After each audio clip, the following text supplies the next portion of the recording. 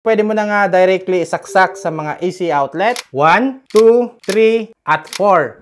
4 devices na kayang i-charge ng sabay-sabay. Merong bagong nilabas si TNW pero ngayon isa itong power bank pero hindi lang basta power bank. Isang 10,000 mAh na power bank na meron ng AC plug. Pwede mo na nga directly isaksak sa mga AC outlet. Nagcha-charge na yung power bank mismo at syempre pwede mo pa isaksak yung phone mo. Hindi lang yon, meron na itong lightning cable at syempre meron na rin itong Type-C.